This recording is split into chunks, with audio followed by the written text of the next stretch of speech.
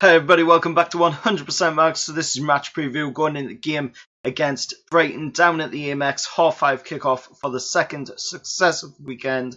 And you know, all the pressure is going to be on Brighton heading into this game as they had to play Spurs on Tuesday and they lost that game, and they are now 3 points above the relegation zone. So Cardiff are going to have their eyes fully on this match, hoping for Newcastle to do something in the game, either winning it or getting a draw, as that would help Cardiff out. But of course, it's all about us as well, getting the wins on the board. You know, we've got Liverpool after this game at St James's Park. Of course, Liverpool battling for the Premier League title against Man City, and they need all the wins they can get as well. And then, of course, we've got the game against Fulham, last game of the season. So, you know, out of the 3 games that we've got left, I'd say that this one and the Fulham one are must-win games. You know, the ones where you'd expect to come away with the points.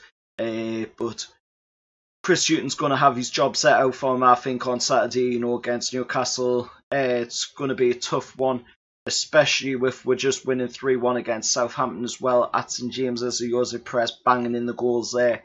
But looking at the team going into the game, obviously there's going to be no Sean Longstaff or Florian Lejeune. Almiron as well is out of contention now, as he picked up a knock in the Southampton game. Probably going to be out for the rest of the season, I'd think. But Fabian Shaw and Isaac Hayden return to training on Wednesday, so they're back in contention, hopefully, for that game on Saturday at the Amex. Like I say, Brighton lost to Spurs in a rearranged Premier League fixture. They ended up losing 1-0. Now that's 7 Premier League games for Brighton without scoring a single goal, with the clock starting on Saturday against us at 646 minutes since Brighton last scored a single goal in the Premier League, and that was Anthony Knockout scoring the goal away to Crystal Palace in early March. Now, looking at the ref heading into this game, it's going to be none other than Mike Dean. Now, Mike Dean was the referee for the game against Brighton last month. And you know what Mike Dean's like, he always gives dodgy calls, and you know you could probably expect him to give away a penalty to the home side, unless of course, you know, he seems to always do that. He always seems to give a penalty to the home side, but he never seems to do it when Newcastle are the home side. That's the thing. So, you know, I think he might have a little bit of a vendetta against Newcastle, but, you know, who doesn't at the end of the day? They all seem to have vendettas against Newcastle in the Premier League. Looking at the last 4 times we played against Brighton at the Amex, Newcastle have won 1 out of the last 4.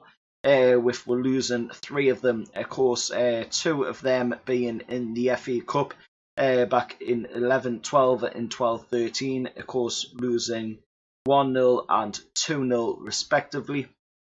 And then, of course, the 2-1 win in 16-17 season, where Diame and Perez scored the goals. Of course, again, Perez scoring the goals. Hopefully that is a similar case on Saturday when we take them on at the Amex.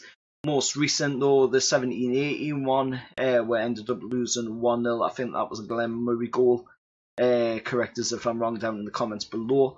But like I say, heading into this game, all the pressure is going to be on Chris Hughton and his Brighton side to get the points on the board, and we're just going to have to hit them on the counter, you know, and get what we can get out of the game. It's all in our favour at the end of the day because all the pressure's on top of them. Let us know your thoughts down in the comments below. Let us know your score predictions as well. I'm going to go Newcastle come away with 2-0 win. Jose Perez getting on the board once again. Until next time, I'll see you all later, and how are the lads?